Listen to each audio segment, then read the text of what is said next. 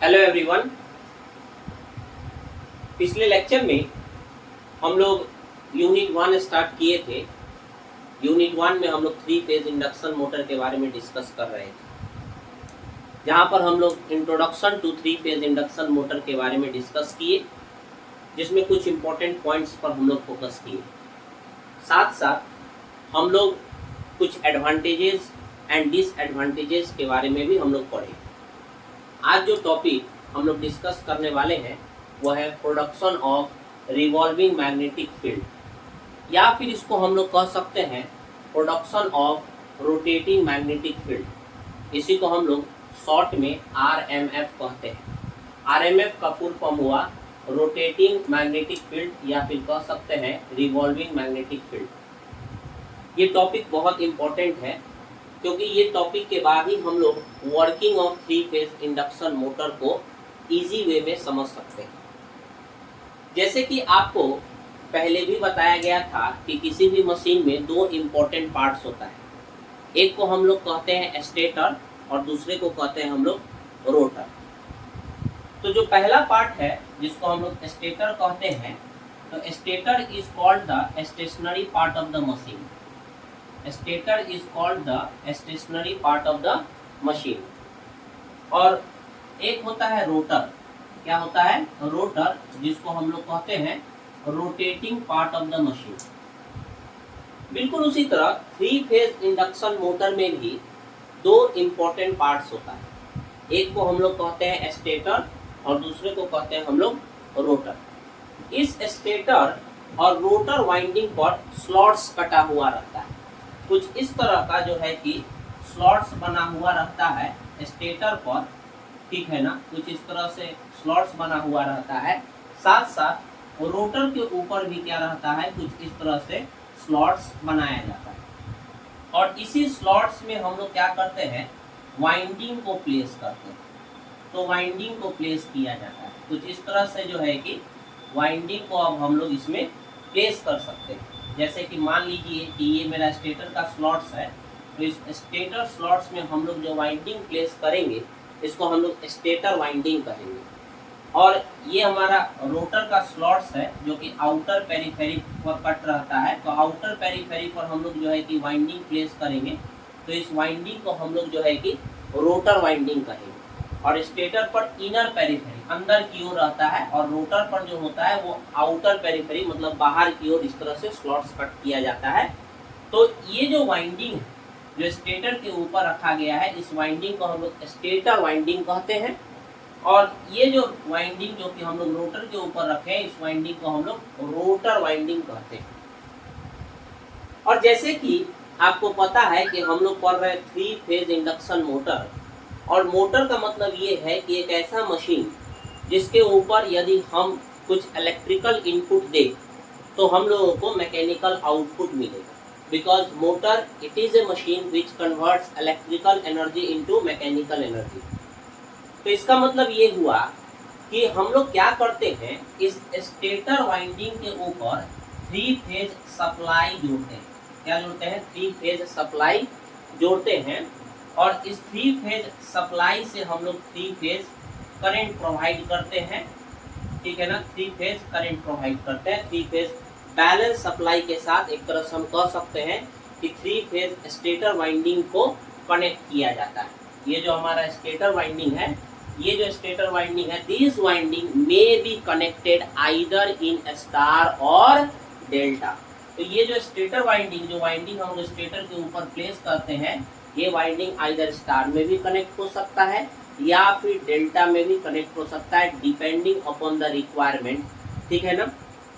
अब जब हम 3 फेज सप्लाई इस स्टेटर वाइंडिंग के ऊपर देते हैं तो हम लोगों को क्या देखने को मिलता है, इस स्टेटर और रोटर के बीच में जो एयर गैप होता है, इस एयर गैप में एक रोटेटिंग मैग्नेटिक फील्ड प्रोड्यूस होता है। क्या होता है? एक रोटेटिंग मैग्नेटिक फील्ड प्रोड्यूस होता है, या फिर कह सकते हो एक रिवॉल्विंग मैग्नेटिक फील्ड प्रोड्यूस होता है, जो कि एक स्पीड से रोटेट करता है। उस स्पीड को हम लोग ns से डिनोट करते हैं, जिसको हम लोग सिंक्रोनस स्पीड कहते हैं। और इस स्पीड का वैल्यू होता है, this speed is equal to ns बराबर NS बराबर 120F/P। क्या होता है? NS is equal to 120F/P। NS हो गया मेरा सिंक्रोनस स्पीड, F हो गया मेरा सप्लाई फ्रीक्वेंसी जो कि 50 हर्ट्ज होता है, नॉर्मली हम लोग जो यूज करते हैं 50 हर्ट्ज, और P हो गया मेरा number of poles of the machine. Clear है? तो फ्रीक्वेंसी और नंबर ऑफ पोल पर नॉर्मली जो है कि ये सिंक्रोनस स्पीड डिपेंड करता है। तो ये चीज हम लोग बाद में आगे चल के डिस्कस करेंगे कि सिंक्रोनस स्पीड क्या होता है, ठीक है ना, इसके बारे में डिटेल में हम लोग पढ़ेंगे। लेकिन मेरा जो यहाँ पर मेन फोकस है, ठीक है ना, मेरा मेन डिस्कशन है वो क्या है? वो डिस्कशन ये है कि जब हम 3 फेज सप्लाई इस 3 फेज स्टेटर वाइंडिंग के ऊपर देते हैं तो एक रिवॉल्विंग मैग्नेटिक फील्ड, एक रोटेटिंग मैग्नेटिक फील्ड कैसे प्रोड्यूस होता है, ये मेरा मेन फोकस रहेगा यहाँ पर। तो इस रोटेटिंग मैग्नेटिक फील्ड को प्रोड्यूस करने के लिए 3 फेज इंडक्शन मोटर में इस रोटेटिंग मैग्नेटिक फील्ड को प्रोड्यूस कराने के लिए हम लोगों को कुछ बेसिक कंडीशंस को सेटिस्फाई करना पड़ता है, या कह सकते हो कुछ एसेंशियल कंडीशंस को हम लोगों को यहाँ पर सेटिस्फाइड करना होगा। क्या कंडीशन होता है, इसको थोड़ा सा हम लोग यहाँ पर देखते हैं। To produce rotating magnetic field in the 3 phase induction motor, सबसे पहला कंडीशन क्या है?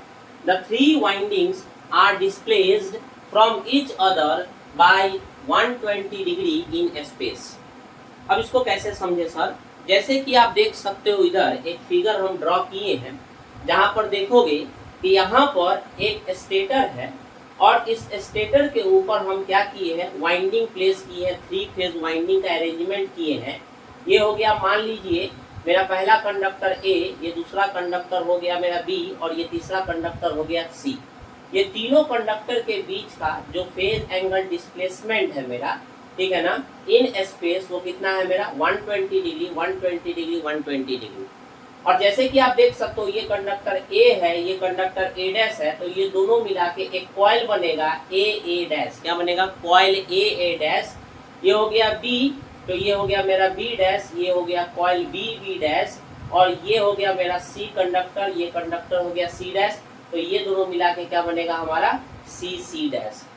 इसका मतलब इसी चीज को यदि हम सिंपल वे में रिप्रेजेंट करें तो कुछ इस तरह से हम लोग जो है कि दिखा सकते हैं। कैसे? तो मान लीजिए कि स्टार कनेक्टेड है, ठीक है ना, स्टेटर पर स्टार कनेक्टेड है, तो हम 3 वाइंडिंग दिखाएंगे। एक वाइंडिंग हो गया मेरा ये वाला, दूसरा वाइंडिंग हो गया कुछ इस तरह से, और ये तीसरा वाइंडिंग हो गया मेरा कुछ इस तरह से। ये 3 वाइंडिंग हो गया हमारा। इसको हम लोग नेम लिख सकते हैं A डैश, इसको लिख सकते हैं B डैश, और इसको लिखा जा सकता है C डैश। कुछ इस तरह से हमारा क्या है कि 3 वाइंडिंग, ठीक है ना, ये 3 वाइंडिंग हो गया A डैश, B डैश और C डैश। आप चाहो तो इसको डेल्टा में भी कनेक्ट कर सकते हो। तो डेल्टा में हम लोग कैसे कनेक्ट करते हैं? कुछ इस तरह से हम लोग जो है कि डेल्टा में कनेक्ट करते हैं तीनों वाइंडिंग। तो ये हो गया मेरा डेल्टा कनेक्शन, है कि नहीं? तो कुछ इस तरह से हम चाहे तो डेल्टा में भी तीनों वाइंडिंग को कह सकते हो या तीनों कॉइल को आपस में कनेक्ट कर सकते हैं। जो कि हम कह रहे थे अभी कि ये जो स्टेटर के ऊपर जो वाइंडिंग होता है, इस वाइंडिंग को हम लोग चाहे तो स्टार में भी कनेक्ट कर सकते हैं या फिर डेल्टा में भी कनेक्ट किया जा सकता है। फिलहाल हम लोग मान के चलते हैं कि 3 वाइंडिंग है and these windings are connected in star, कुछ इस तरह से, and the 3 windings are having a phase angle displacement of 120 degree in space। अब दूसरा कंडीशन क्या है?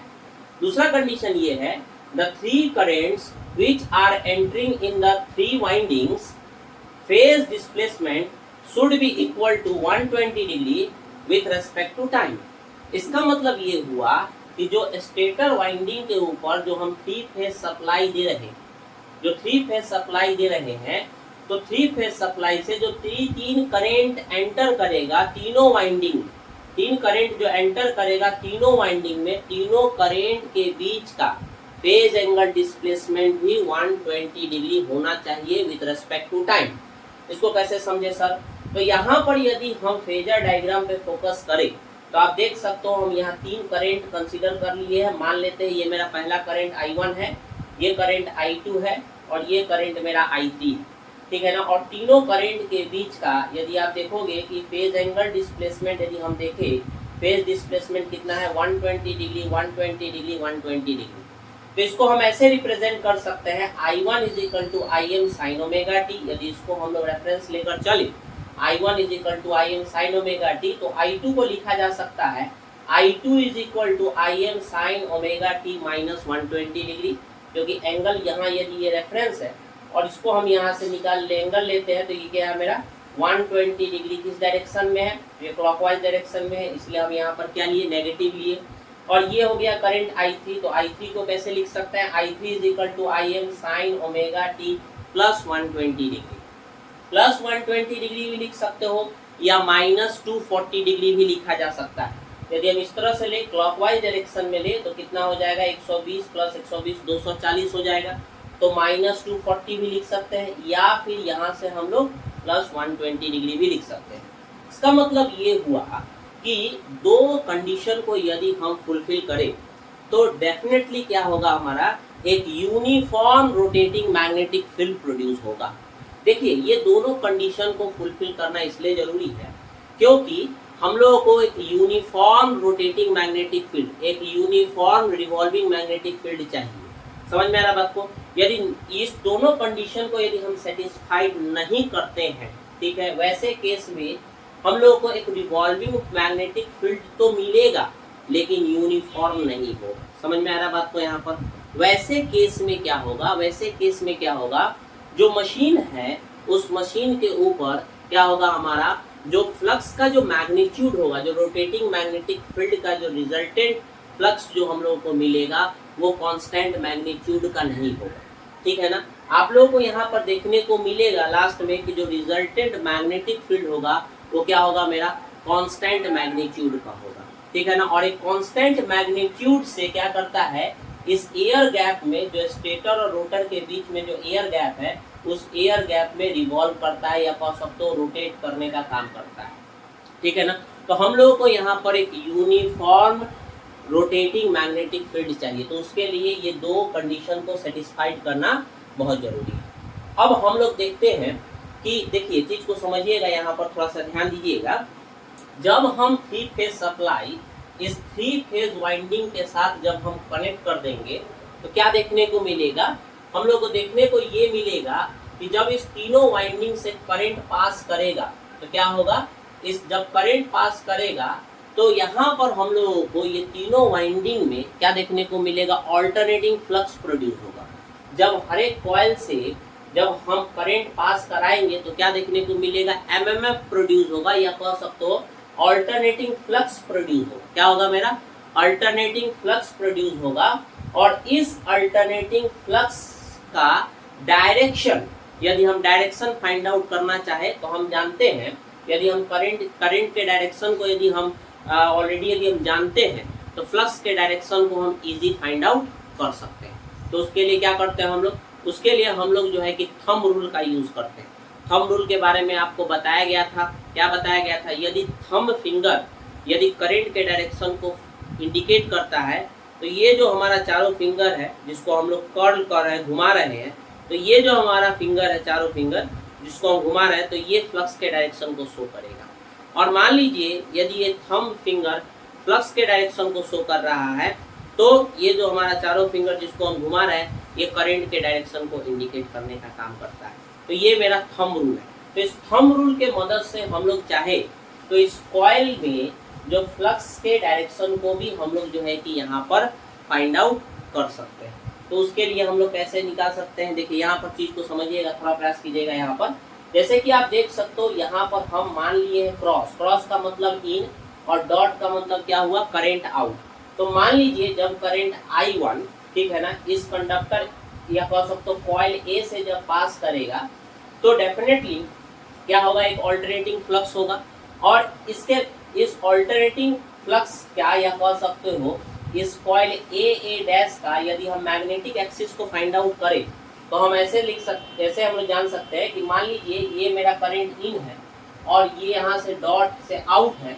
तो वैसे केस में यदि हम ध्यान से देखें तो एक्सिस ऑफ फेज ए जो होगा वो किस डायरेक्शन में होगा, कुछ इस डायरेक्शन में हम लोग को देखने को मिलेगा। तो ये हो गया मेरा एक्सिस ऑफ फेज ए। बिल्कुल उसी तरह मान लीजिए करंट I2 है और इस I2 को हम क्या किए, इस कॉइल बी डैश के साथ कनेक्ट कर दिए, है कि नहीं। तो वैसे केस में क्या होगा हमारा, अब देखिए यहाँ से करंट इन कर रहा है, यहाँ से करंट आउट है, तो वैसे केस में यदि हम करंट को इन करा दे बी डैश से और यहाँ से बी से आउट करें, तो ये हो गया मेरा magnetic axis of coil B B dash. समझ में आ रहा है चीज को यहाँ पर। बिल्कुल उसी तरह यदि हम करंट 3 को देखिए ना, I3 करंट को हम कॉइल सी के साथ यदि कनेक्ट कर दिया जाए, ठीक है ना, सी सी डैश के साथ, तो वैसे केस में कॉइल सी सी डैश से जब करंट पास करेगा तो यहाँ भी अल्टरनेटिंग फ्लक्स होगा, जिसका मैग्नेटिक एक्सिस, इस कॉइल के मैग्नेटिक एक्सिस को यदि हम फाइंड आउट करें, ठीक है ना, तो क्या देखने को मिलेगा, तो यहाँ क्रॉस है, ठीक है ना, तो ये क्रॉस से इन हो गया, यहाँ से डॉट से आउट हुआ, तो ये देखने को मिला एक्सिस ऑफ फेज सी। तो इस तरह हम लोग चाहे तो कॉइल ए डैश का, कॉइल बी बी डैश का, कॉइल सी सी डैश का मैग्नेटिक एक्सिस को भी फाइंड आउट कर सकते हैं। तो डेफिनेटली जब current I is equal to I M sine omega T, ठीक है ना, I2 is equal to I M sine omega T minus 120 degree, I3 is equal to I M sine omega T plus 120 degree, यदि ये तीनों coil से flow कर रहा है और these currents are called as balanced current because सबका magnitude क्या है मेरा सेम है, and all this current are displaced from each other by 120 degree.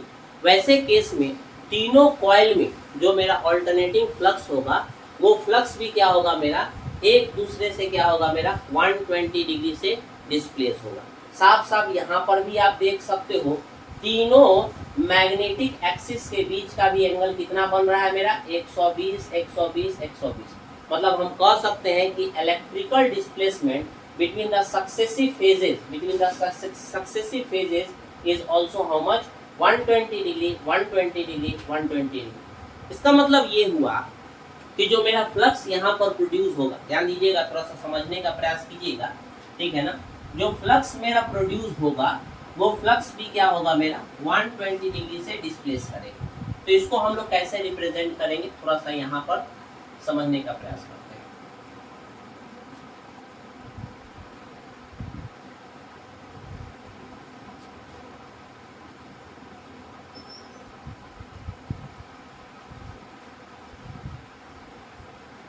तो मान लेते हैं कि जैसे कि अभी हम लोग यहाँ पर लिए कि current I1 is equal to I M sine omega T, तो वैसे केस में जो फ्लक्स कॉइल ए डैश में जो प्रोड्यूस होगा along the axis of phase A, मान लीजिए phi1 is equal to how much, phi1 is equal to phi m sine omega T.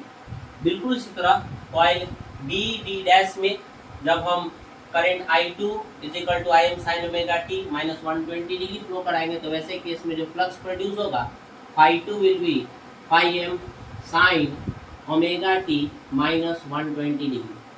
और फाइनली जब कॉइल सी सी डैश से जब करंट हम लोग I3 is equal to I M sine omega T plus 120 degree flow कराएंगे, तो वैसे case में जो फ्लक्स प्रोड्यूस होगा phi3 will be equal to phi m sine omega T plus 120 degree. Clear है, समझ में आ रहा है बात को यहाँ पर। इसका मतलब तीनों फ्लक्स के बीच का भी फेज एंगल डिस्प्लेसमेंट कितना है मेरा, 120 डिग्री 120 डिग्री 120 डिग्री। इसका मतलब ये हुआ कि जब हम लोग थ्री फेज स्टेटर वाइंडिंग पर जब हम लोग 3 फेज बैलेंस सप्लाई देते हैं तो 3 ऑल्टरनेटिंग फ्लक्स हम लोगों को मिलता है, और ये तीनों ऑल्टरनेटिंग फ्लक्स भी क्या होता है मेरा, बैलेंस ही होता है। अब 3 फ्लक्स है तो डेफिनेटली हम लोगों को इसका रिजल्टेंट फ्लक्स निकालना होगा, लेकिन उससे पहले हम लोग जो है कि इसके वेव फॉर्म को यहाँ पर ड्रॉ करेंगे। तो मान लीजिए यदि हम फेजर डायग्राम से रिप्रेजेंट करें, ठीक है ना, एक फेजर डायग्राम से रिप्रेजेंट करें, तो सबसे पहले यदि फ्लक्स phi1 को यदि हम रिप्रेजेंट करें तो phi1 is equal to phi m sine omega T है, तो इसको हम लोग कुछ इस तरह से दिखा सकते हैं। तो ये हो गया मेरा फ्लक्स, क्या हो गया, ये हो गया मेरा फ्लक्स phi1, क्या हो गया, फ्लक्स हो गया मेरा phi1, जिसका मैग्नीट्यूड कितना है यहाँ पर, दिस इज phi m, ठीक है ना, एम्पलीट्यूड कितना है मेरा phi m, और नीचे भी यहाँ पर भी दिखाया जा सकता है, ये हो गया मेरा maximum value negative half cycle के लिए माइनस phi m। क्लियर है, तो ये पहले वाले फ्लक्स को हम यहाँ पर दिखा दिए, phi1 is equal to phi m sine omega T. अब सेकेंड फ्लक्स पर यदि हम फोकस करें, सेकेंड फ्लक्स क्या है मेरा, phi2 is equal to phi m sine omega T minus 120 degree. Degree कहने का मतलब क्या होगा, ये देखिए यहाँ पर चीज को समझिएगा, ये कितना होगा, ये 90 डिग्री है कि नहीं, ये कितना है मेरा π/2, ये कितना है मेरा 180 degree, this is how much, this is 360 degree, या 2π भी लिख सकते हैं, कोई दिक्कत नहीं, 2π लिखा जा सकता है यहाँ पर। अब ये 90 है, ये 180 है ना। अब हमको यहाँ पर कितना दिखाना है, -120 है कि नहीं।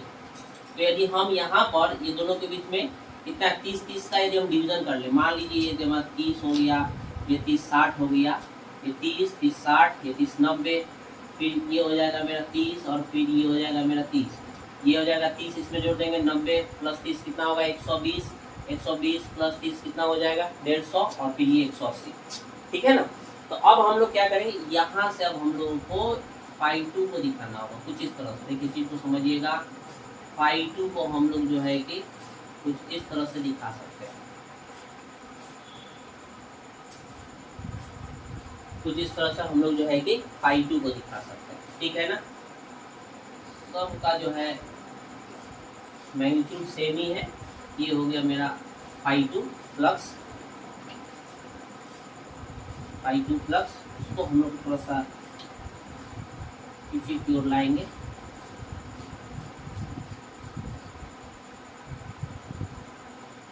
तो यहाँ से 180 हम लोग को लेना है, लेकिन ये 120 है, मतलब 60 इधर जाएगा, तो डेफिनेटली ये जो होगा कुछ इस तरह से हम लोग कुछ इस तरह से, क्लियर है। तो क्योंकि यहाँ से यहाँ 120 है टोटल, यहाँ से यहाँ तक कितना है मेरा 120 है, ठीक है ना। फेज एंगल कितना है मेरा 120 डिग्री है। फेज एंगल डिफरेंस इसके बीच का कितना है, दोनों के बीच का फेज एंगल डिफरेंस कितना है हमारा, फेज डिफरेंस कितना 120 डिग्री है, तो ये 120 डिग्री हुआ, इधर 60 होगा, टोटल 180 होगा। तो कुछ इस तरह से हम लोग बनाएंगे। ये हो गया φ2, ठीक है। अब हम लोग को दिखाना है φ3, तो φ3 दिखाना है, तो φ3 = φm sin ωt plus 120 degree, तो प्लस 120 डिग्री, इसका मतलब प्लस 120 इधर होगा, प्लस 120 होगा, इसका मतलब यहाँ 60 होगा, क्योंकि 120 + 60 180, तो 30 30 60 है कि नहीं। तो ये जो आएगा कुछ नीचे होगा यहाँ पर, क्योंकि मैक्सिमम आपको इस साइड मिलेगा, तो आप यहाँ से दिखाओगे इस चीज को, इस तरह से बनाओगे, ठीक है, ध्यान दीजिएगा। फिर यहाँ से 180 जाएगा,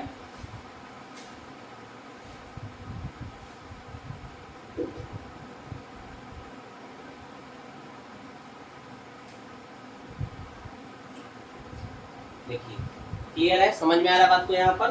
तो ये हो गया मेरा φ3, ये क्या हो गया मेरा φ3, समझ में आ रहा है चीज। यहाँ से यहाँ कितना है, ये 60, ये कितना है मेरा 60,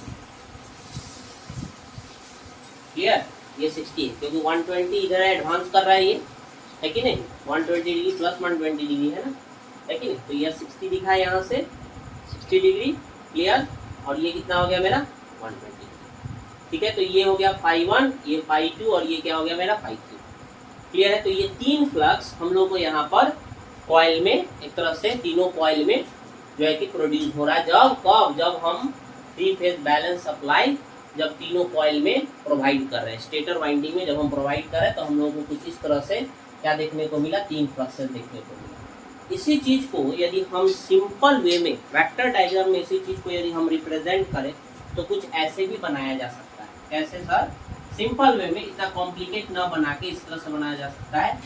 ये मान लीजिए इसी एक्सिस को ले रहे हैं, एक्सिस ऑफ फेज ए, तो ये मान लीजिए मेरा φ1 है, इधर मान लेंगे हम लोग ये हो गया मेरा φ2, और इधर मान लेंगे ये हो गया मेरा φ3, क्लियर है। और सभी के बीच का एंगल कितना हो गया मेरा 120 डिग्री, 120 डिग्री, और यहाँ पर कितना हो जाएगा मेरा 120 डिग्री, ठीक है, 120 डिग्री 120 डिग्री 120। तो ये कॉम्प्लिकेट डायग्राम ना बना के आप ऐसे भी चीज को क्या कर सकते हो, रिप्रेजेंट कर सकते हो, क्लियर। अब हम लोगों को क्या करना है, हम लोग को रिजल्टेंट फ्लक्स के वैल्यू को फाइंड आउट करना है। रिजल्टेंट फ्लक्स के वैल्यू को फाइंड आउट करना है कब, एट ओमेगा टी बराबर 0 डिग्री पर, ओमेगा टी बराबर 60 डिग्री पर निकाल सकते हो, ओमेगा टी बराबर 90 डिग्री पर निकाला जा सकता है, ओमेगा टी बराबर 120 डिग्री, इस तरह अलग अलग वैल्यू पर ओमेगा टी अलग अलग वैल्यू पर हम लोग क्या करेंगे, यहाँ पर जो है कि रिजल्टेंट फ्लक्स को फाइंड आउट करेंगे। और फाइनली हम लोग को देखने को ये मिलेगा कि यहाँ पर जो रिजल्टेंट फ्लक्स जो होगा वो क्या होगा, वो एक कांस्टेंट मैग्नीट्यूड का होगा, एक कांस्टेंट मैग्नीट्यूड का होगा। और ये भी देखने को मिलेगा कि अलग अलग एंगल पर ओमेगा टी के अलग अलग वैल्यू पर हम लोग को क्या देखने को मिलेगा, ये जो हमारा जो फ्लक्स है, ये फ्लक्स जो है वो रोटेटिंग नेचर का होगा। कैसा होगा, रोटेटिंग या कह सकते हो रिवॉल्विंग नेचर का होगा। इसके लिए हम लोगों को यहाँ पर रिजल्टेंट फ्लक्स के वैल्यू को फाइंड आउट करना है। तो इसको हम लोग जो है कि यहाँ पर समझते हैं थोड़ा सा।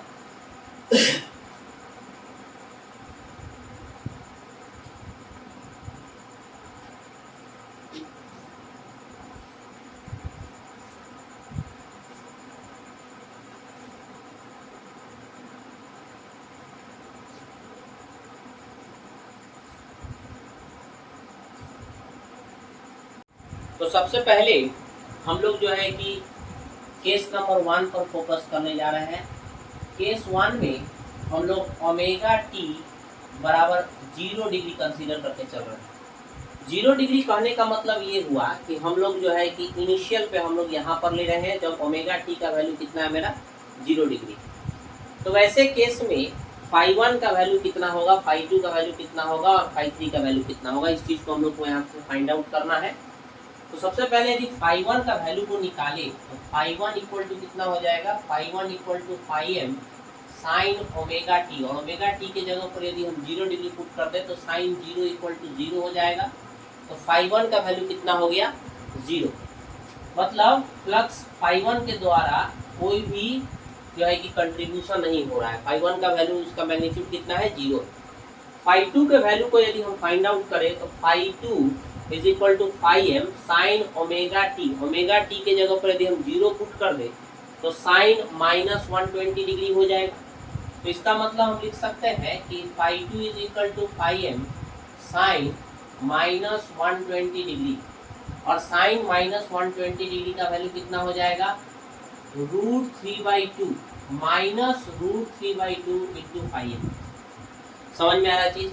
नेक्स्ट यदि हम फाई 3 के वैल्यू को फाइंड आउट करें तो फाई 3 के वैल्यू को फाइंड आउट करें तो omega T equal to 0 put कर दीजिए। तो ओमेगा 2 इक्वल टू 0 पुट कीजिएगा तो साइन 0 प्लस 120 मतलब साइन 120। इसका मतलब ये हुआ कि फाई 3 का जो वैल्यू होगा वो होगा मेरा फाई एम साइन 120 डिग्री। और साइन 120 डिग्री का वैल्यू कितना होगा, √3/2 इंटू फाई एम। क्लियर है, समझ में आ रहा बात को यहाँ पर। अब ये तीनों फ्लक्स के वैल्यू को हम लोग फाइंड आउट कर लिए कहाँ पर, at omega T equal to 0 degree. Clear है, ठीक है। अब हम लोग को रिजल्टेंट फ्लक्स निकालना है। तो रिजल्टेंट फ्लक्स निकालने के लिए हम लोग क्या करेंगे, फेजर डायग्राम या कह सकते हो वेक्टर डायग्राम का यूज करेंगे। तो उसके लिए हम लोग यहाँ पर देख सकते हो जैसे कि यहाँ पर तीनों फ्लक्स को हम लोग दिखाए थे, बिल्कुल उसी तरह यहाँ भी हम लोग चाहे तो तीनों फ्लक्स को दिखा सकते हैं कुछ इस तरह से। मान लीजिए ये हो गया मेरा फ्लक्स फाई 1, ठीक है, एक्सिस ऑफ फ्लक्स फाई 1 हो गया, ये हो गया फ्लक्स फाई 2 और ये हो गया मेरा फ्लक्स फाई 3। क्लियर है, फाई 1 फाई 2 फाई 3। और तीनों के बीच का जो फेज एंगल डिस्प्लेसमेंट है, फेज डिस्प्लेसमेंट कितना कितना डिग्री का है, 120 डिग्री का है। 120 डिग्री का है तीनों के बीच का जो फेज डिस्प्लेसमेंट है, कितना कितना डिग्री का है, 120 डिग्री का। अब ध्यान दीजिएगा, थोड़ा सा समझने का प्रयास कीजिएगा। जैसे कि आप देख सकते हो अभी फाई 1 का वैल्यू कितना है, 0 है। इसका मतलब इस फ्लक्स के द्वारा कोई भी कंट्रीब्यूशन नहीं है, मतलब इसका मैग्नीट्यूड 0 है। तो थोड़ा देर के लिए इसको भूल जाइए, ठीक है ना, क्योंकि इसका वैल्यू कितना है, 0 है। इसका मतलब सिर्फ फ्लक्स फाई 2 और फाई 3 ही कंट्रीब्यूट कर रहा है। तो फाई 2 का वैल्यू कितना है, phi 2 is equal to minus √3/2 phi M. यदि यही चीज phi 2 is equal to √3/2 phi M होता तो हम इस एक्सिस पर दिखाते, फाई 2 के अलाउंग दिखाते। लेकिन माइनस √3/2 फाई एम है तो हमको क्या करना होगा, ये जो फाई 2 वाला जो एक्सिस है, ये जो फ्लक्स है, इसको रिवर्स करना होगा, जस्ट ऑपोजिट में ले जाएंगे तो ये हो जाएगा मेरा माइनस फाई 2। क्या हो जाएगा, माइनस फाई 2। वैसे केस में यदि इसको इधर ले जाइएगा तब यहाँ पर ये दोनों के बीच का एंगल कितना हो जाएगा, ये हो जाएगा हमारा 60 डिग्री। कितना हो जाएगा, 60 डिग्री। समझ में आ रहा है बात को। जैसे ही इस फेज को इधर ले जाएंगे, रिवर्स करेंगे यहाँ पर, तो कितना हो जाएगा, ये हो जाएगा -φ2, क्योंकि ये φ2 है तो इधर आया तो -φ2 हो गया, और दोनों के बीच का ये एंगल कितना हो गया 60 डिग्री। यहाँ भी एंगल ये कितना हो जाएगा 60, तो टोटल क्या हो जाएगा 120 डिग्री। समझ में आ रहा है चीज। अब आप देख सकते हो इस फ्लक्स के द्वारा कितना हमारा मैग्नीट्यूड प्रोड्यूस हो रहा है एट ओमेगा टी बराबर 0 पर, तो √3/2 इंटू φm। समझ में आ रहा है चीज। बिल्कुल उसी तरह इस φ3 के द्वारा भी हमारा फ्लक्स प्रोड्यूस हो रहा है कितना, √3/2 इंटू φm। मतलब यहाँ भी सर इसके कारण जो फ्लक्स प्रोड्यूस हो रहा है उसका मैग्नीट्यूड कितना है, √3/2 इंटू φm। क्लियर है। अब हम लोगों को करना क्या है, ये दोनों फ्लक्स के रिजल्टेंट को फाइंड आउट करना है, क्योंकि फिलहाल ये φ1 तो है ही नहीं, एग्जिस्ट ही नहीं करता है कि नहीं, तो इसका तो हम लोग को कुछ लेना ही नहीं है। लेकिन फिर भी हम लोग जो है कि यहाँ पर दिखा दिए हैं φ1, φ2 और φ3। आप चाहो तो इसको हटा भी सकते हो। क्लियर है। ये बनाने से थोड़ा सा और ज़्यादा क्लियर हो जाता है, ठीक है ना, बनाने में आसान हो जाता है, चीज़ समझने में आसान हो जाता है, ठीक है। तो अब क्या देखने को मिलेगा कि जब φ2 और φ3 ये दोनों का यदि हम रिजल्टेंट निकाले, तो रिजल्टेंट कैसे निकालते हैं, पैरेललोग्राम लॉ को फॉलो करते हैं। तो पैरेललोग्राम लॉ से यदि हम रिजल्टेंट निकाले तो यहाँ पर हम लोगों को क्या करेंगे, इसका रिजल्टेंट दिखाएंगे यहाँ पर कुछ इस तरह से, ठीक है ना। तो इस लाइन के पैरेलल एक लाइन हम लोग को यहाँ पर ड्रॉ करना होगा। तो कुछ इस तरह से हम लोग क्या किए, यहाँ पर एक पैरेलल लाइन ड्रॉ कर ली। फिर इस लाइन के पैरेलल हम लोग को यहाँ पर एक लाइन ड्रॉ करना होगा। कुछ इस तरह से हम लोग जो है कि यहाँ पर पैरेलल लाइन ड्रॉ कर लिए, और ये जो हमारा रिजल्टेंट बना, ये जो डायगोनल हम लोग ड्रॉ किए, ये हो गया मेरा रिजल्टेंट फ्लक्स φr। क्या हो गया मेरा रिजल्टेंट फ्लक्स φr। अब हम लोग को इस φr के वैल्यू को फाइंड आउट करना है। तो resultant flux φr, resultant flux φr किस लॉ का यूज कर रहे हैं हम लोग, parallelogram law. From the parallelogram law यदि हम φr के वैल्यू को निकाले तो क्या लिखेंगे हम लोग, रूट अंडर, क्या लिखेंगे, root under φ2 square plus φ3 square plus φ2 square plus φ3 square. Negative नहीं लीजिएगा, नेगेटिव नहीं लेना है, क्योंकि ऑलरेडी हम फेस को क्या किए, रिवर्स कर चुके हैं। तो φ2 स्क्वायर प्लस φ3 स्क्वायर प्लस 2 φ2 φ3, और दोनों के बीच का एंगल कितना है 60, तो cos 60 डिग्री। समझ में आ रहा है चीज को यहाँ पर। तो पैरेललोग्राम लॉ से हम लोग यहाँ पर रिजल्टेंट को फाइंड आउट कर रहे हैं। अब हम क्या करेंगे, वैल्यू को यहाँ पर पुट कर देंगे, वैल्यू को पुट कर देंगे। φ2 स्क्वायर, तो φ2 का वैल्यू कितना है, √3/2 φm। यदि स्क्वायर किया जाए तो कितना हो जाएगा, 3/4 φm स्क्वायर, होगा कि नहीं होगा। क्लियर है, समझ में आ रहा है चीज को। बिल्कुल उसी तरह यदि φ3 का वैल्यू को लिया जाए तो √3/2 φm है, तो यहाँ भी कितना हो जाएगा 3/4 φm स्क्वायर। समझ में आ रहा है चीज। नेक्स्ट फिर से यहाँ पर देखते हैं 2 इंटू, यहाँ देखिएगा √3/2 φm, ध्यान दीजिएगा, फिर √3/2 φm, और cos 60 है, और cos 60 का वैल्यू कितना होता है 1/2। cos 60 का वैल्यू कितना होता है 1/2। ये 2 और ये 2 कैंसिल आउट कर दीजिए। अब ध्यान दीजिएगा √3/2 φm, √3/2 φm, फिर से यहाँ कितना हो जाएगा 3/4 φm स्क्वायर। 3/4 φm स्क्वायर यहाँ पर होगा, 3/4 φm square, 3/4 φm square, total कितना हो जाएगा। इसको अब हम लिख सकते हैं 9/4 φm स्क्वायर लिखा जा सकता है कि नहीं। ध्यान दीजिएगा 3/4 φm स्क्वायर, 3/4 φm स्क्वायर, और यहाँ से यदि मल्टीप्लाई करें √3 इंटू √3 3 हो गया, 2 इंटू 2 4 हो गया, तो 3/4 φm स्क्वायर। तो इसको लिख सकते हैं 3 + 3 + 3 कितना होगा 9, और 4 एलसीएम है हमारा तो 4 ही रहेगा φm स्क्वायर। तो इसका मतलब ये हुआ यदि रूट को हटाया जाए यहाँ से तो कितना लिखेंगे 3/2 इंटू φm। तो क्या देखने को मिला, देखने को ये मिला कि जो रिजल्टेंट फ्लक्स प्रोड्यूस हुआ, ठीक है ना, वो कितने के बराबर है 3/2 φm, या इसको हम लोग 1.5 φm भी लिख सकते हैं। तो ये रिजल्टेंट फ्लक्स हम लोगों को देखने को यहाँ पर मिल रहा है। कब, जब केस नंबर 1 हम स्टडी किए at omega T is equal to how much 0 degree, at omega T is equal to how much 0 degree. तो at omega T is equal to 0 degree पर हम लोग को साफ साफ दिखा कि जो रिजल्टेंट फ्लक्स है उसका वैल्यू कितना है हमारा 3/2 into phi M which can be written as 1.5 into phi M. Clear है। बिल्कुल उसी तरह हम लोगों को अलग अलग केसेस पर ठीक है ना, अलग अलग वैल्यूज पर हम लोगों को यहाँ पर रिजल्टेंट फ्लक्स को फाइंड आउट करना है। तो एक एक करके हम लोग यहाँ पर स्टडी करेंगे। पहले 0 डिग्री देखते हैं, उसके बाद हम लोग 60 डिग्री पर निकाल लेंगे, फिर 120 पर निकाल लेंगे, है ना। 3-4 केसेस हम लोग स्टडी कर लेते हैं और फाइनली जो है कि एक rotating magnetic field, revolving magnetic field यहाँ पर हम ड्रॉ करके आपको दिखा देंगे, जो कि हम लोग अलग अलग केसेस पर ड्रॉ किए हैं। तो उसको हम लोग एक डायग्राम में यहाँ पर दिखा सकते हैं। तो थोड़ा सा वीडियो भैया बड़ा है, ठीक है ना, थोड़ा सा वीडियो बड़ा है क्योंकि चीज़ को सब जो है कि न्यूमेरिकल चीज़ है और ग्राफिकल अप्रोच है, तो ये सब चीज़ को समझना बहुत ज़रूरी है ना। तो थोड़ा सा तो आप लोगों को टाइम देना पड़ेगा चीज़ को, तो थोड़ा ध्यान देना है। यहाँ पर देखिएगा केस नंबर 2 में हम लोग निकालेंगे at omega T is equal to how much 60 degree, at omega T is equal to 60 degree पर। तो जैसे कि हम लोग 60 डिग्री लेंगे तो याद होगा हम लोग 3 फ्लक्स कंसीडर किए थे, φ1 equal to φm sin omega t, φ2 is equal to φm sin omega T minus 120 degree और φ3 is equal to φm sin omega T plus 120 degree. तो यहाँ पर हमें लिखते हुए भी जाएंगे, एक बार लिख देते हैं जिससे कि कंफ्यूजन न हो। तो φ1 is equal to φm sin omega T है, तो sin 60 डिग्री लेंगे तो sin 60 डिग्री हो जाएगा। तो कितना हो जाएगा यहाँ पर sin 60 is nothing but √3/2 into φm, है कि नहीं। फिर φ2 इज इक्वल टू क्या हो गया φm sin, ध्यान दीजिएगा 60 माइनस 120 डिग्री।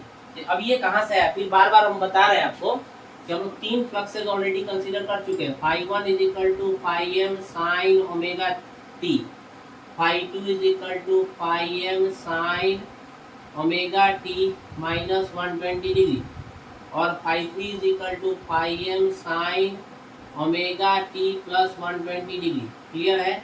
तो इसको ध्यान में रखना है, ठीक है। फिर यहाँ देखिएगा φm sin 60 माइनस 120 कितना होगा sin माइनस 60, और sin माइनस 60 को यदि हम लिखें तो ऐसे लिख सकते हैं माइनस √3/2 इंटू φm लिखा जा सकता है, ध्यान दीजिएगा, ठीक है। नेक्स्ट φ3 के वैल्यू को यदि निकालें तो φ3 के वैल्यू को निकालें तो क्या लिख सकते हैं, फिर ध्यान दीजिएगा φm sin 60 प्लस 120, 60 प्लस 120 कितना होगा sin 180, और sin 180 कितना होता है 0। तो फाइनली वैल्यू कितना आया हमको 0 आया। समझ में आएगा चीज़ को। यहाँ पर हम लिख भी रहे हैं और बोल भी रहे हैं, थोड़ा छोटा लिख रहे हैं चीज़ को यहाँ पर, क्योंकि हम लोग को बहुत सारा डायग्राम यहाँ पर फेजर डायग्राम ड्रॉ करना है, ठीक है, और सभी को मर्ज करके फिर बनाना है, ठीक है। तो एक बार में सिर्फ लिखने से नहीं होगा, हम लोग को साथ साथ डायग्राम भी साथ साथ बनाना पड़ेगा।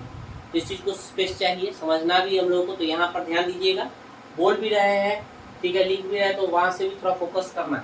तो φ1 इक्वल टू हम लोग को इतना वैल्यू मिला, φ2 का वैल्यू इतना मिला और φ3 का वैल्यू 0। इसका मतलब अब यहाँ पर कुछ इस तरह से यदि हम फेजर डायग्राम ड्रॉ करें तो क्या देखने को मिलेगा, यहाँ ध्यान दीजिएगा, समझिएगा। ये है φ1, ये हो गया मेरा φ1, ठीक है, ये हो गया φ2 और ये हो गया φ3। क्लियर है। ये फ्लक्स एक्सिस हो गया मेरा φ1, ये क्या है मेरा, ये हो गया φ2 और यहाँ पर क्या है, ये हो गया मेरा φ3। अब ध्यान देने वाली चीज है, φ1 का वैल्यू कितना है √3/2 φm। इसका मतलब सर इसका वैल्यू कितना आया √3/2 इंटू φm। क्लियर है, समझ में आ रहा है बात को। Next φ2 is equal to minus √3/2 φm। Sir इसको रिवर्स कर देना है, ठीक है, इसको रिवर्स कर दीजिए, इसको रिवर्स कर दीजिए। जब इसको रिवर्स किए तो सर इसका वैल्यू आया माइनस φ2, ये वैल्यू हो गया हमारा √3/2 इंटू φm। आया समझ में चीज यहाँ पर, ठीक है। ये माइनस φ2 हो गया, जब जैसे रिवर्स किए तो माइनस φ2 हो गया। ये एंगल 60 है तो ये एंगल भी कितना होगा मेरा 60 डिग्री होगा। और φ3 का वैल्यू कितना है 0 है। इसका मतलब अब इसको भूल जाओ, इसको भूल जाओ। यहाँ पर φ1 का वैल्यू 0 था इसलिए अब इसको भूल गए, है ना। इसका कोई कंट्रीब्यूशन नहीं है यहाँ पर रिजल्टेंट फ्लक्स में। यहाँ पर φ3 का वैल्यू 0 है तो इसको भूल जाओ। तो इसका मतलब कब किसका हमको यूटिलाइज करना, यूज करना है φ1 का और φ2। ये दोनों के बीच का रिजल्टेंट निकालना है। इसका मतलब सर फिर से पैरेललोग्राम लॉ को फॉलो करेंगे, तो पैरेललोग्राम लॉ को फॉलो करेंगे सर, तो फाइनली जो है कि यहाँ पर हम लोग को एक रिजल्टेंट यहाँ पर देखने को मिलेगा, है ना। एक रिजल्टेंट देखने को मिलेगा जिसको हम किससे डिनोट करेंगे, फाई आर से डिनोट करेंगे। क्लियर। बिल्कुल उसी तरह हम चाहे तो रिजल्टेंट फ्लक्स को निकाल सकते हैं। फिर से यदि हम रिजल्टेंट फ्लक्स को निकालेंगे तो सेम वैल्यू आएगा। देखो तो सेम वैल्यू आ रहा है कि नहीं आ रहा है। एक और हम बना देते हैं, क्योंकि सबका वैल्यू सेम ही आएगा। देखो यहाँ पर क्या होगा, यहाँ पर लिखेंगे, इसको लिखेंगे phi 1 square plus phi 2 square plus 2 phi 1 phi 2, और दोनों के बीच का एंगल कितना, cos 60 डिग्री। क्लियर है, समझ में आ रहा है बात को यहाँ पर। फिर यदि फाई 1 के वैल्यू को पुट करें, तो √3/2 इंटू फाई एम का होल स्क्वायर। तो होल स्क्वायर करने का मतलब इसको हम सिंपली लिख सकते हैं 3/4, थोड़ा सा शॉर्ट करते हैं, 3/4 इंटू फाई एम स्क्वायर। बिल्कुल उसी तरह फाई 2 को लिख सकते हैं यहाँ पर 3/4 इंटू फाई एम स्क्वायर, है कि नहीं। और 2 इंटू √3/2 मतलब फिर से यहाँ लिखा जा सकता है कि 3/4 फाई एम स्क्वायर और cos 60 1/2 होता है। दोनों को कैंसिल आउट कर दीजिए, फिर से वही चीज आएगा, कितना हो जाएगा 9/4 फाई एम स्क्वायर, और इसको लिखा जा सकता है 3/2 इंटू फाई एम। तो फाइनली क्या देखने को मिला, जो रिजल्टेंट फ्लक्स आया वो 3/2 इंटू फाई एम है, जिसका वैल्यू कितना है 1.55। आया चीज समझ में, क्लियर है। तो यहाँ भी देख सकते हो कि रिजल्टेंट फ्लक्स का वैल्यू कितना है हमारा 3/2 इंटू फाई एम या फिर 1.5 फाई एम। तो रिजल्टेंट फ्लक्स का जो मैग्नीट्यूड है वो हमेशा सेम रहेगा, इसलिए हम कह सकते हैं कि कांस्टेंट मैग्नीट्यूड से रिवॉल्व करता है। जो रोटेट करता है, जो मैग्नेटिक फील्ड जो घूमता है वो कांस्टेंट मैग्नीट्यूड से घूमता है। इसलिए हम आपको बार बार कहे थे कि ये कांस्टेंट मैग्नीट्यूड होना जरूरी है, ठीक है ना। उसके लिए जो दो बेसिक कंडीशन को सेटिस्फाई करना बहुत जरूरी है। नहीं तो फिर यदि हम कंडीशन को सेटिस्फाई नहीं करेंगे तो क्या होगा हमारा, यूनिफॉर्म मैग्नेटिक फील्ड प्रोड्यूस नहीं होगा, non uniform magnetic field produce होगा। और यूनिफॉर्म मैग्नेटिक फील्ड को प्रोड्यूस कराना है हम लोगों को, इसलिए हम लोग जो है कि दो बेसिक कंडीशन को सेटिस्फाई कर रहे थे, है ना। और साथ साथ जो कॉइल जो हम लोग ले रहे थे वो भी हमारा क्या था, आइडेंटिकल कॉइल्स था, ठीक। बिल्कुल उसी तरह अब हम लोग चाहे तो at omega T is equal to, case third हम लोग देख लेते हैं। अब यहाँ पर केस नंबर थर्ड देख लेते हैं। केस नंबर थर्ड में हम लोग क्या करते हैं, omega T is equal to हम लोग 120 डिग्री ले लेते हैं। कितना ले लेते हैं, omega T is equal to 120 degree. तो 120 डिग्री पर हम लोग जो है कि रिजल्टेंट फ्लक्स को यहाँ से फाइंड आउट कर लेते हैं। अब देखिए चीज को समझिएगा, ओमेगा टी यदि 120 डिग्री हम लोग यहाँ पर ले तो phi 1 is equal to phi M sine 120 degree. तो साइन 120 डिग्री यदि हम यहाँ पर पुट कर दे डायरेक्टली 120 डिग्री, तो फिर से वही वैल्यू मिलेगा सर √3/2 इंटू फाई एम, है कि नहीं। और यहाँ पर यदि केस 3 में ओमेगा टी का वैल्यू 120 डिग्री यहाँ पर पुट कर दिया जाए तो फाई 2 में, तो फाई एम साइन 120 माइनस 120 कितना 0, और साइन 0 हो गया 0, तो ये पूरा का पूरा 0 हो जाएगा, है कि नहीं। और यदि ओमेगा टी का वैल्यू यहाँ पर यदि 120 पुट कर दिया जाए तो साइन 120 प्लस 120 240, है कि नहीं 240, जिसका वैल्यू यदि आप निकालोगे तो इसका वैल्यू फिर से कितना आएगा माइनस √3/2 इंटू फाई। समझ में आ रहा है चीज यहाँ पर।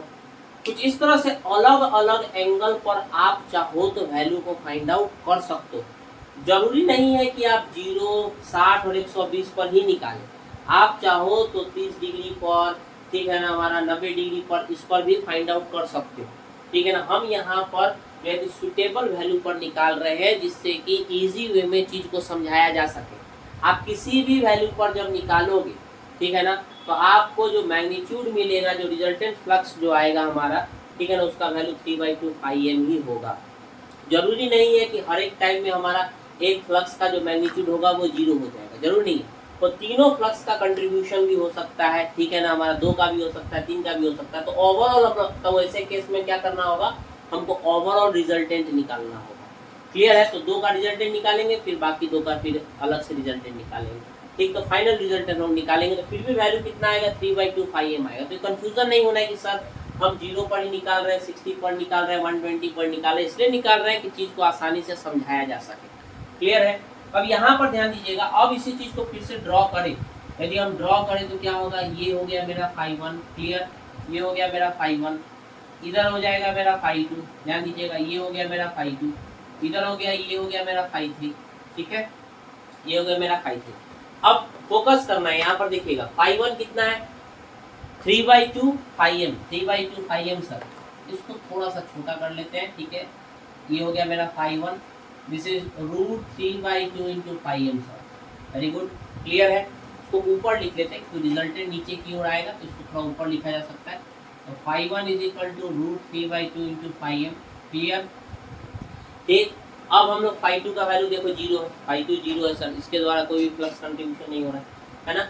नेक्स्ट φ3 कितना है, -3/2 φm, तो इसको रिवर्स कर लेंगे, उल्टा कर लीजिए सर, तो उल्टा कर लिए, ये उल्टा कर लिए सर, ये -φ3 हुआ, और -φ3 का वैल्यू कितना है, √3/2 इंटू φm। ये दोनों का यदि फिर से रिजल्टेंट निकाला जाए तो देखो यहाँ पर रिजल्टेंट कैसा होगा, ये हो गया हमारा रिजल्टेंट, देखो तो आपको साफ साफ दिख रहा होगा यहाँ पर। और फाइनली ये जो रिजल्टेंट फ्लक्स का जो वैल्यू आप निकालोगे फिर से पैरेललोग्राम लॉ से ना, इसका वैल्यू फिर से वही आएगा 3/2 φm, या इसी को 1.5 φm भी लिखा जा सकता है। तो ये ऑब्जेक्टिव क्वेश्चन बार बार पूछा जाता है। अब देखिए चीज को समझिए, जब ओमेगा टी का वैल्यू, जब हमारा ओमेगा टी का वैल्यू 0 डिग्री था, वैसे उस केस में जो फ्लक्स था हमारा, जो रिजल्टेंट फ्लक्स था कुछ यहाँ पर है कि नहीं, वही जब ओमेगा टी का वैल्यू 0 से 60 की ओर गया तो ये जो फ्लक्स है कुछ इस तरह से घूमते घूमते घूमते घूमते घूमते घूमते इस तरह से घूमते घूमते कुछ इस तरह से रिजल्टेंट फ्लक्स यहाँ है, क्लियर है। जब ओमेगा टी का वैल्यू 60 से 120 जा रहा है तो ये फ्लक्स घूमते घूमते घूमते घूमते घूमते घूमते घूमते क्या होगा, रोटेट करते करते करते करते यहाँ पर आएगा। समझ में आ रहा है बात को। तीसरा केस में देखिए, समझ में आ रहा है बात को। यहाँ पर बिल्कुल उसी तरह यदि इसी को हम यदि 180 डिग्री ले जाए, फिर से इस तरह से 180 डिग्री ले जाए, क्या देखने को मिलेगा, ये इस तरह से घूमता जाएगा घूमता जाएगा घूमता जाएगा। तो केस नंबर 4 को भी हम लोग चाहे तो यहाँ पर ड्रॉ कर सकते हैं। तो केस नंबर 4 को भी ड्रॉ किया जा सकता है इस तरह से 180 डिग्री पर, फिर केस 5 इस तरह से आप चाहो तो बना सकते हैं। लेकिन ये तीनों केसेस, केस 1, केस 2 और केस 3 से फाइनल अब हम लोग जो है कि कंक्लूजन यहाँ से ड्रॉ कर सकते हैं। ये काफी है 3 केसेस एक्सप्लेन करने के लिए चीज को। इसका मतलब ये हुआ कि जैसे जैसे ओमेगा टी का वैल्यू, हमारा फेज एंगल, जो फेज एंगल डिफरेंस है हमारा, तो जैसे जैसे मेरा चेंज होते जा रहा है, चेंज होते जा रहा है, वैसे वैसे मेरा जो फील्ड है वो क्या है, मेरा वो रोटेट करता जा रहा है, ठीक है ना, वो रोटेट करता जाता है, रिवॉल्व करता है, इस तरह से रोटेट कर रहा है हमारा। तो कैसा हमारा फील्ड है, रोटेटिंग फील्ड है। कैसा फील्ड है हमारा, रोटेटिंग फील्ड। तो फाइनल यदि हम डायग्राम कुछ इस तरह से ड्रॉ करें, तो हम इसको मिटा रहे हैं और फाइनल डायग्राम आपको एक ड्रॉ करके बता रहे हैं अलग अलग एंगल पर जो अभी हम लोग निकाले हैं। तो आप चाहो तो सभी एंगल पर ड्रॉ कर सकते हो, लेकिन अभी जो हम वैल्यू निकाले उस एंगल पर यदि हम फाइनल कंक्लूजन करें तो डायग्राम को कैसे हम लोग ड्रॉ कर सकते हैं, चीज को समझिए।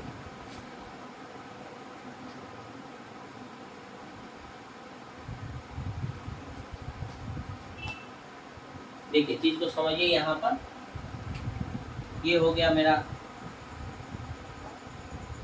φ1 एक्सिस, ये हो गया φ2 एक्सिस, ये φ1, ये हो गया हमारा φ2 और ये हो गया मेरा φ3 एक्सिस। क्लियर है, φ1 φ2 φ3। इस φ1 को ऑपोजिट में कुछ इस तरह से आप घुमा दीजिए, ऑपोजिट साइड में इसको ऐसे करके इस तरह से ऑपोजिट साइड में ड्रॉ कर दीजिए, ठीक है। φ1 को इधर घुमा दीजिए, कितना हो जाएगा ये सर -φ1 होगा। इसको जब घुमा देंगे इधर तो ये क्या बनेगा हमारा, ये बनेगा -φ2 सर, ठीक है। इसको इधर घुमा देंगे तो क्या बनेगा, ये बन जाएगा हमारा -φ3 सर। आ रहा है समझ में चीज को यहाँ पर। अब फर्स्ट केस में देखो ड्रॉ किए थे φ2 और φ3 के बीच का रिजल्टेंट है ना फर्स्ट केस में। इसका मतलब ये हुआ फर्स्ट केस में जो रिजल्टेंट मिलेगा वो कुछ यहाँ पर मिलेगा, है ना। ये था हमारा रिजल्टेंट। तो रिजल्टेंट निकालने के लिए पैरेललोग्राम लॉ हम लोग यूज किए थे, तो ये भैया पहला रिजल्टेंट मिला। 60 डिग्री पर रिजल्टेंट कुछ यहाँ पर हम लोग को देखने को मिला, 60 डिग्री पर रिजल्टेंट कुछ यहाँ पर है ना।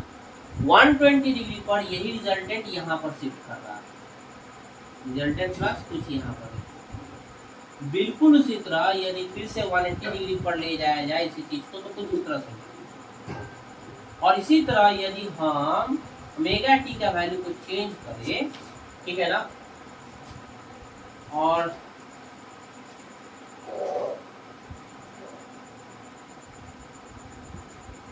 दो 240 कुछ इस तरह से निकाला जाए,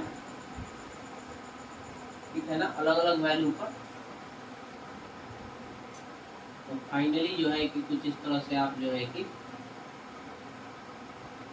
इस तरह से ड्रॉ कर सकते हैं, ठीक है। ये हो गया रिजल्टेंट फ्लक्स, ये resultant flux phi r, phi r, phi r. तो ये तो हम एक पर्टिकुलर एंगल पर निकाले, ऑल्टरनेटिंग फील्ड है मेरा, है कि नहीं, ऑल्टरनेटिंग फ्लक्स है, ऑल्टरनेटिंग फील्ड है, तो डेफिनेटली हमारा अलग अलग एंगल होगा, चेंज करता जाएगा हमारा, एट ओमेगा टी 0, 60 है ना, 0, 10, 20, 30, 40, 50, 60 इस तरह किसी भी एंगल पर निकालोगे ना, तो ये जो रिजल्टेंट फ्लक्स का जो वैल्यू आएगा, this resultant flux will be always equal to 3/2 into phi m. इसी को हम लोग लिख सकते हैं 1.55 एम। बहुत इंपॉर्टेंट ऑब्जेक्टिव क्वेश्चन है। तो एक्चुअली इस तरह का होता नहीं है, ठीक है ना, जिस तरह से यहाँ पर स्टार जैसा आपको दिख रहा है, एक्चुअली ये एक रिवॉल्विंग फील्ड होता है, इस तरह से रोटेट करता रहता है, एकदम कांस्टेंट मैग्नीट्यूड से ये इस तरह से घूमता रहता है, क्योंकि हम तो यहाँ पर एक पर्टिकुलर एंगल पर बनाए हैं, तो हम लोगों को जिस तरह से दिखा है, लेकिन ये जो है कुछ इस तरह से क्या होता है, मेरा एक रोटेटिंग मैग्नेटिक फील्ड यहाँ पर प्रोड्यूस होगा, ठीक है ना। और सर जैसे कि आप देख सकते हो अभी फिलहाल ये जो रोटेटिंग मैग्नेटिक फील्ड है ये किस डायरेक्शन में रोटेट कर रहा है, तो ये जो है क्लॉकवाइज डायरेक्शन में रोटेट कर रहा है। इसी तरह हम चाहे तो यदि फेज को चेंज कर दें, कोई एक फेज को यदि हम रिवर्स कर दें, तो इसके डायरेक्शन को भी क्या किया जा सकता है, चेंज किया जा सकता है कि नहीं, तो डायरेक्शन को भी चेंज किया जा सकता है। तो यहाँ पर इस तरह से क्लॉकवाइज डायरेक्शन में साफ साफ दिख रहा है हम लोगों को कि जो हमारा मैग्नेटिक फील्ड है वो कैसा है, रिवॉल्विंग नेचर का है, रोटेटिंग नेचर का है, इसका जो मैग्नीट्यूड होता है वो कितना होता है मेरा 3/2 फाई। इसी को कहते हैं रिजल्टेंट फ्लक्स, इसी को कहा जाता है resultant flux of any polyphase system, of three phase system लिख सकते हो, थ्री फेज सिस्टम, ठीक है। और यदि नोट के रूप में यहाँ पर यदि देखा जाए, यदि हम लिखे कि इसी के आधार पर resultant flux of any polyphase system, कोई भी पॉलीफेज, पॉली का मतलब होता है एक से ज्यादा, पॉलीफेज सिस्टम, तो वैल्यू क्या होगा हमारा, वैल्यू क्या होगा, resultant flux is equal to m/2 into phi m, m/2 into phi m, जहाँ पर m क्या इंडिकेट कर रहा है, where small m is indicating number of phases, number of phases।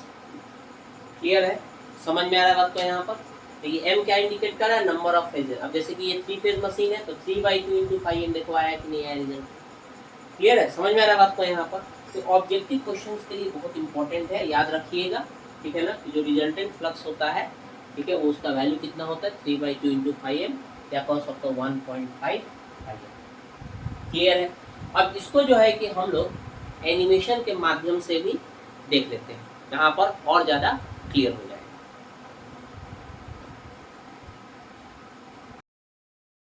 जब 3 फेज इंडक्शन मोटर के स्टेटर वाइंडिंग में 3 phase AC supply देते हैं तो स्टेटर के इनर पोर्शन पर रोटेटिंग मैग्नेटिक फील्ड प्रोड्यूस होता है जो कि सिंक्रोनस स्पीड से रोटेट करता है। तो इस वीडियो में समझेंगे स्टेटर वाइंडिंग में 3 फेज एसी सप्लाई देने के बाद रोटेटिंग मैग्नेटिक फील्ड क्यों प्रोड्यूस होता है। Suppose this is a stator and stator poles के ऊपर 3 फेज वाइंडिंग प्लेस्ड है, that is R, Y and B. तीनों फेज का एक कॉमन पॉइंट होता है जिसको न्यूट्रल पॉइंट बोलते हैं, एंड 3 फेज टर्मिनल बाहर निकलता है जिसको 3 फेज एसी सप्लाई से कनेक्ट करते हैं। यहाँ पे 3 फेज सिस्टम है जहाँ पर आर फेज से आई आर करेंट फ्लो कर रही है, वाई फेज से I Y current and B phase से आई बी करेंट फ्लो कर रही है। एंड एज वी नो तीनों फेज एक दूसरे से 120 डिग्री इलेक्ट्रिकल अपार्ट होता है। This is waveform of 3 phase AC supply. इस वेवफॉर्म को इस डायग्राम से कंपेयर करेंगे एंड 3 फेज सप्लाई के कारण प्रोड्यूस होने वाला मैग्नेटिक फ्लक्स का बिहेवियर कैसा होता है उसको एनालाइज करेंगे। वेवफॉर्म को देखने पर पता चल रहा है जब आई आर पॉजिटिव डायरेक्शन में है, मतलब आई आर का जो वैल्यू है वो पीक पर है, तो उस time I Y and I B इस पॉइंट पर निगेटिव हाफ डायरेक्शन में है। इस पॉइंट पर इन ग्राफ्स को एसी सप्लाई सिस्टम के इस डायग्राम से कंपेयर करेंगे। यहाँ पर आई आर इस डायरेक्शन में जा रहा है एंड ग्राफ में आई आर पॉजिटिव है and I Y and I B negative direction में है। तो यहाँ पर भी आई वाई का निगेटिव डायरेक्शन इस साइड होगा एंड आई बी का निगेटिव डायरेक्शन इस साइड होगा। तो इस पॉइंट पे रिजल्टेंट मैग्नेटिक फ्लक्स का डायरेक्शन कुछ इस तरह से है। Suppose this is point A. अब नेक्स्ट पॉइंट पर देखेंगे कि मैग्नेटिक फ्लक्स का डायरेक्शन सेम रहता है या चेंज होता है। तो नेक्स्ट पॉइंट पे जब आई वाई पिक पर है, पॉजिटिव डायरेक्शन में है, तो उस time I R and I B negative half direction में है। अब इस पॉइंट को इस डायग्राम से कंपेयर करेंगे तो आई वाई पॉजिटिव डायरेक्शन में है and I R and I B negative direction में है। तो आई आर का निगेटिव हाफ डायरेक्शन इस साइड बनेगा एंड आई बी का निगेटिव हाफ डायरेक्शन इस साइड बनेगा। तो पॉइंट बी पर रिजल्टेंट मैग्नेटिक फ्लक्स का जो डायरेक्शन है वो कुछ इस तरह से बन रहा है। अगेन नेक्स्ट पॉइंट को जब कंसीडर करेंगे तो यहाँ पे आई बी पॉजिटिव डायरेक्शन में है एंड उस time I R and I Y negative direction में है। आई बी का पॉजिटिव डायरेक्शन इस साइड है, तो इस साइड आई बी को ड्रॉ करेंगे एंड इस पॉइंट पे I R and I B negative है, तो आई आर का निगेटिव ग्राफ इस साइड बनेगा एंड आई वाई इस साइड बनेगा। तो रिजल्टेंट फ्लक्स का जो डायरेक्शन है वो इस पॉइंट पे कुछ इस तरह से बन रहा है। अब पॉइंट ए, बी एंड सी को एनालाइज करेंगे तो पॉइंट ए पर रिजल्टेंट मैग्नेटिक फ्लक्स का जो डायरेक्शन है वो इस तरह से था। कुछ टाइम के बाद फ्लक्स का डायरेक्शन पॉइंट बी पे कुछ इस साइड हो जाता है। फिर नेक्स्ट पॉइंट पर कुछ टाइम के बाद फ्लक्स का जो डायरेक्शन है वो पॉइंट सी पर इस साइड हो जाता है। पॉइंट सी के बाद जब फिर से आई आर पॉजिटिव होगा तो रिजल्टेंट फ्लक्स का जो डायरेक्शन है वो पॉइंट ए की ओर हो जाएगा। मतलब 3 फेज सप्लाई के कारण जो फ्लक्स प्रोड्यूस हो रहा है वो क्लॉकवाइज डायरेक्शन में रोटेट कर रहा है। तो यह rotating magnetic field 3 phase induction motor के स्टेटर एंड रोटर के एयर गैप में सिंक्रोनस स्पीड से रोटेट करता है, जिसका इक्वेशन होता है ns is equal to 120 f upon p, where ns is the synchronous speed, f is the frequency and p is the number of poles। And जब rotating magnetic flux rotor conductor को stand still condition में cut करता है तो due to relative motion between rotating magnetic field and rotor conductor में EMF induce होता है and rotor के ऊपर टॉर्क एक्ट होता है, जिससे रोटर एनआर स्पीड से रोटेट करने लगता है।